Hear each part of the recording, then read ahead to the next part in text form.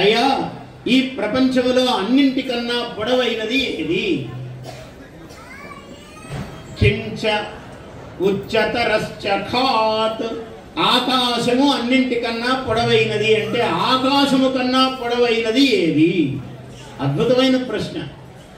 ఎవరు ప్రపంచంలో చెప్పలేరు.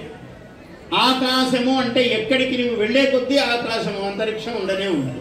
దీనికన్నా పొడవైనది ప్రపంచంలో ఏముంది? ఎవరు చెప్పగలరు? పితా ఉచ్చతరశ్చ ఖాత్ అన్నాడు.